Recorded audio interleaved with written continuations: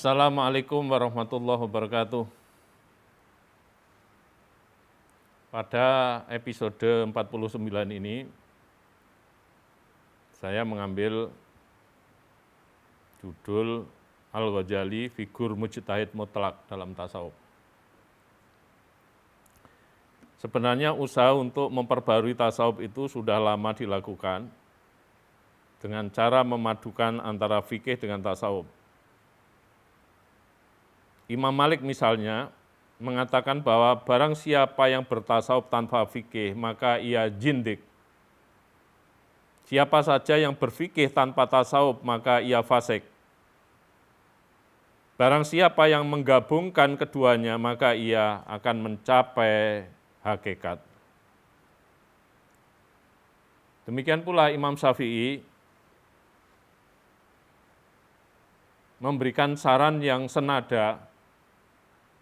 Imam Syafi'i mengatakan, jadilah faqih dan sufi, dan jangan hanya menjadi salah satunya.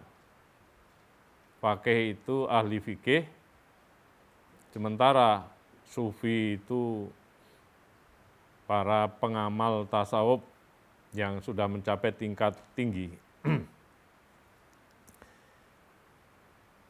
Kalau kita lihat bahwa era Imam Malik, kemudian Imam Syafi'i, tentu jauh sekali dibanding dengan era Imam Ghazali.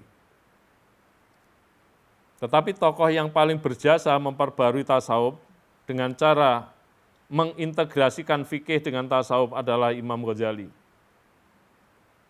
Dia juga paling serius melakukan integrasi ini hingga mencangkokkan tasawuf pada materi atau bahasan fikih.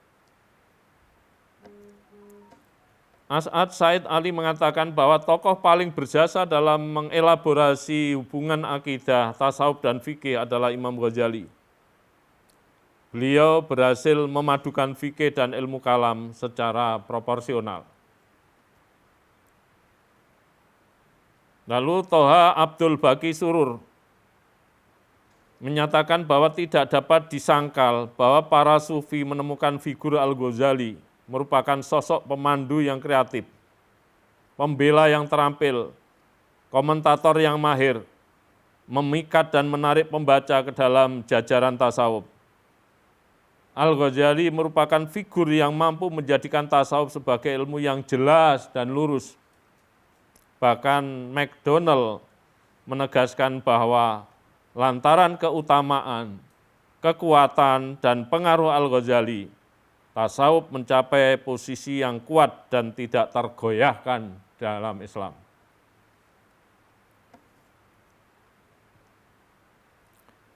Sementara Ahmad Hanafi mengatakan bahwa tasawuf dengan sikapnya yang negatif dan asing dari semangat jiwa Islam, seperti terlihat pada aliran-aliran tasawuf ekstrim, telah memicu reaksi dan sekte-sekte Islam Sunni. Kemudian datang Al-Ghazali untuk memasukkan tasawuf ke dalam pangkuan Islam Sunni. Ia memasuki kehidupan tasawuf tetapi tidak melibatkan dirinya dalam aliran tasawuf hulul atau inkarnasi maupun tasawuf wahdatul wujud atau panteisme.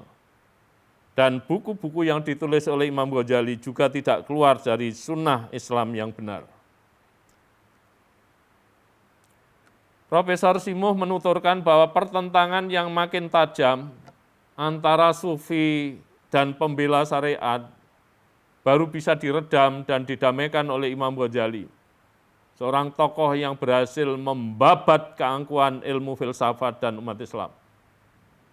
Imam Al-Ghazali memang ulama yang jenius, seorang faqih, seorang teolog, seorang penganut, dan penyelamat pengembangan ajaran mistik dalam Islam.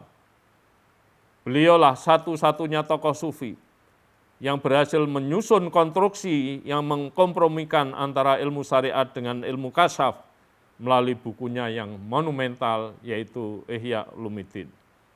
Tidak ada buku yang lebih luas dan indah dalam upaya menyelaraskan tasawuf dengan syariat selain Ihya Ulumuddin tersebut. pada bagian lain, John E. William menuturkan bahwa kecerdasan Al-Ghazali, terutama dalam menyusun sintesis keagamaan, mendapat kehormatan dalam menyongsong perkembangan Islam pada abad ke-11 Masehi. Al-Ghazali memiliki kekuatan intelektualitas, tradisionalisme, dan kelulusan yang mampu menghilangkan kecurigaan kelompok lain. Argumentasinya bahkan mampu memadamkan konflik pada waktu itu.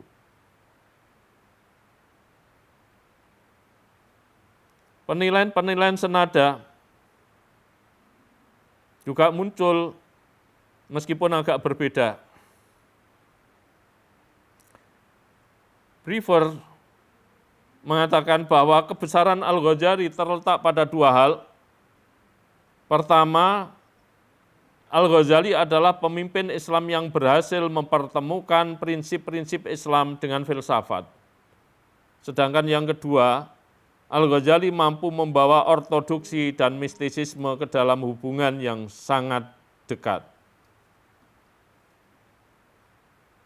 Para pemirsa yang berbahagia, selanjutnya penilaian muncul dari seorang tokoh filsafat Islam, yaitu Dr. Ibrahim Madkur, yang menyatakan bahwa dalam tasawuf Sunni, Al-Ghazali merupakan perumus prinsip-prinsip dan aturan-aturannya, menjelaskan metode dan artinya dalam kitab Ihya Ulumuddin,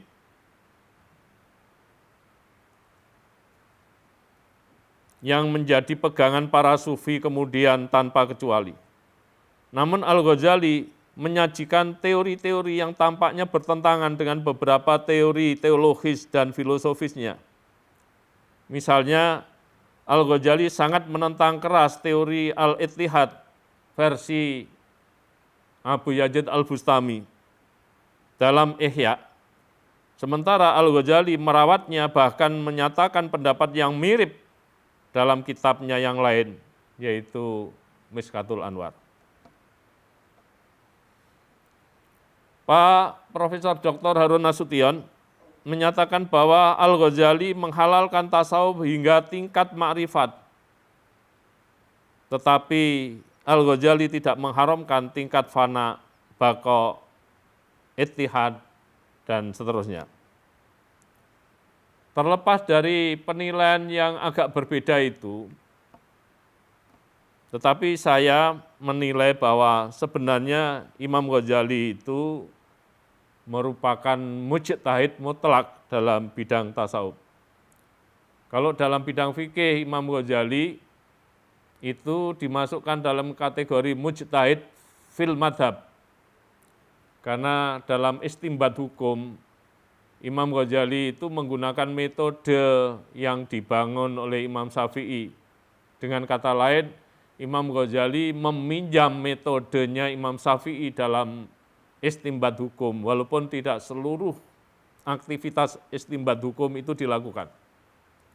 Tetapi dalam tasawuf, Imam Ghazali murni membangun pendekatan sendiri, membangun metode sendiri, bahkan kemudian mengkonstruk model tasawuf sendiri, yaitu tasawuf yang moderat, sebuah tasawuf yang berdiri di atas landasan atau pondasi syariat yang kokoh. Konsekuensinya, ketika seseorang mendalami tasawuf, syariatnya semakin matang, syariatnya semakin sempurna.